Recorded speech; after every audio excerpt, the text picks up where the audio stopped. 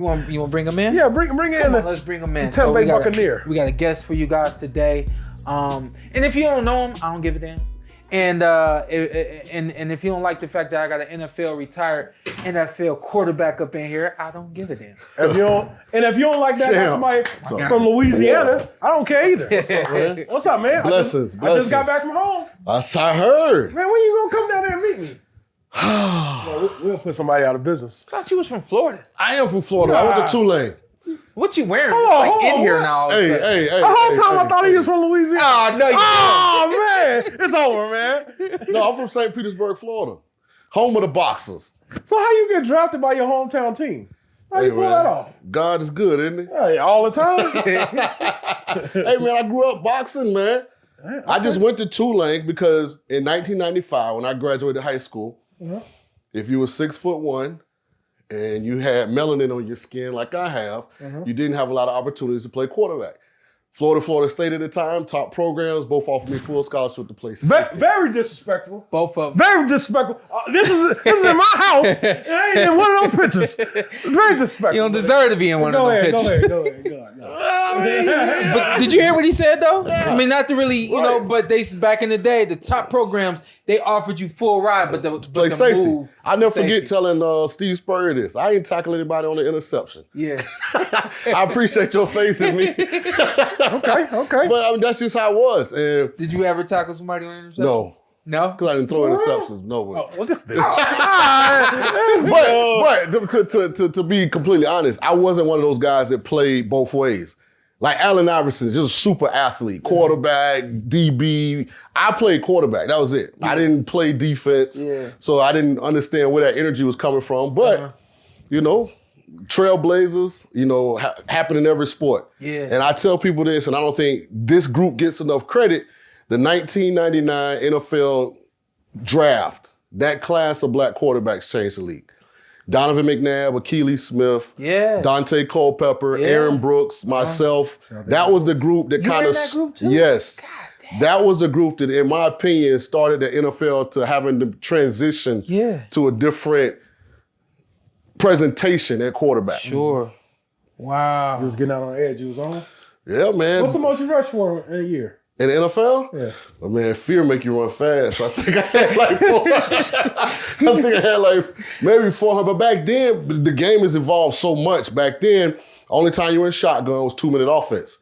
End of the half, end of the game. Damn. Everything was under center. It was a fullback. It was a tight end. This was still, and we're talking 99, 2000, 2001. Yeah. Remember the Rams, the greatest show on turf. Yeah. Isaac Bruce. But even then, Kurt Warner was under center. Yeah. That still wasn't shotgun, zone read, what they're doing now. So shout out to the NFL for adapting. What was your welcome to the NFL moment? Who hit you? I'll tell you a funny story. I'll tell you this right quick. So my first start ever, Monday Night Football. Down in Tampa, we're playing the Minnesota Vikings. Chris Carter, Randy Moss, John Randall.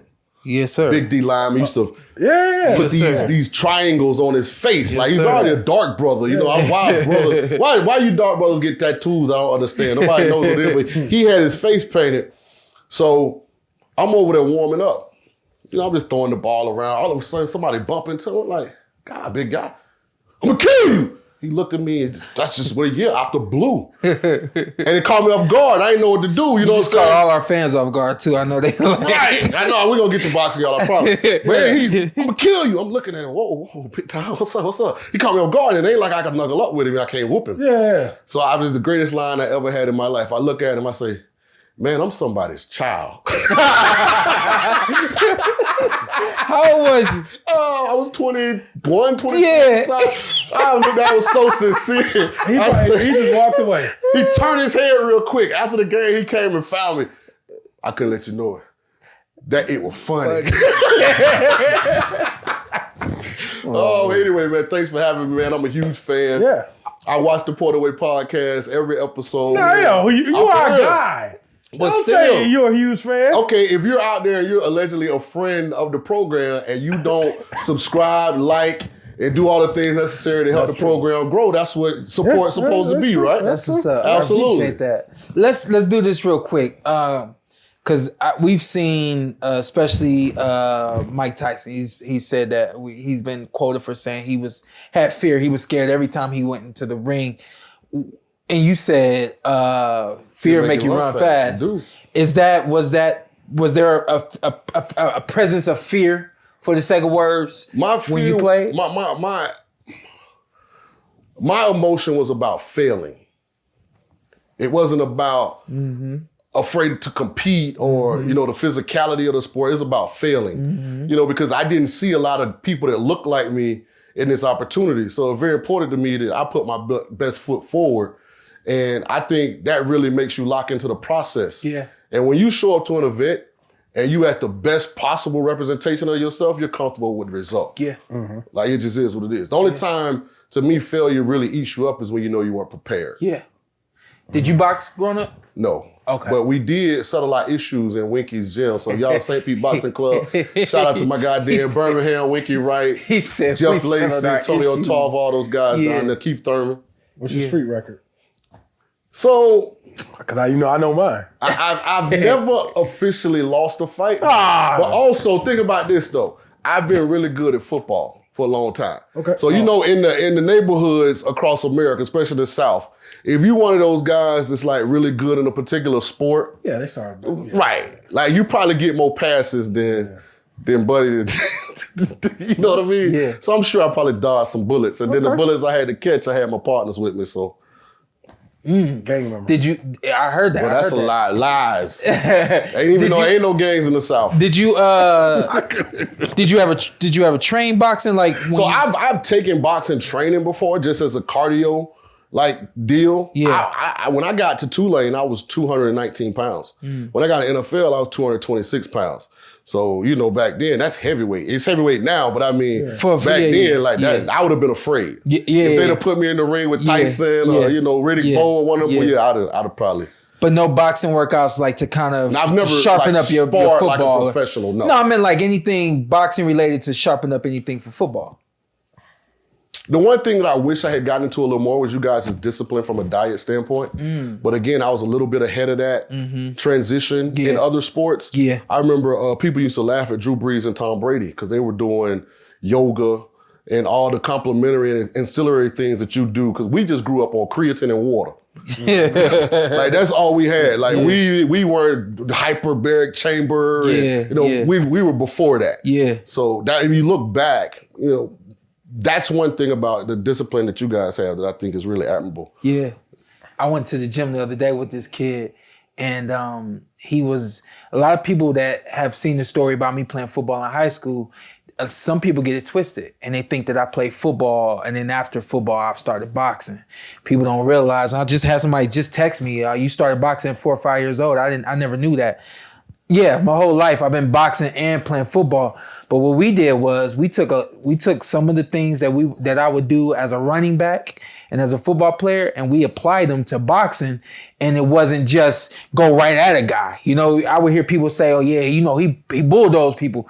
There was a method to the madness, and within that method was football juke moves and stuff like that, and the feints and stuff like that. I was at the gym with this kid the other day, and he asked me show me how to get at people the way you get. I said, I don't think I can do that no more. I don't have that anymore because 20s. Yeah, because working the feet. From football, the ladder drills and stuff like that. That's how I got such good feet in boxing. You box, you can tell you're an athlete. Yeah. That you can do multiple sports. Yeah. Some boxers, you just know they're elite at that. But if you put them on a basketball court, the ball might beat them up. If you throw them a football, they might lose an eye. Yeah. You could tell in your movements that, he's done other sports. Yeah. One more question, then we'll get going with the show. And then we're going to get to the super chats. Every 15 minutes-ish? Yeah, that works. About every 15 minutes, we're going to try to just super chat it out for y'all and answer questions. And then we're going to do that for 5 minutes?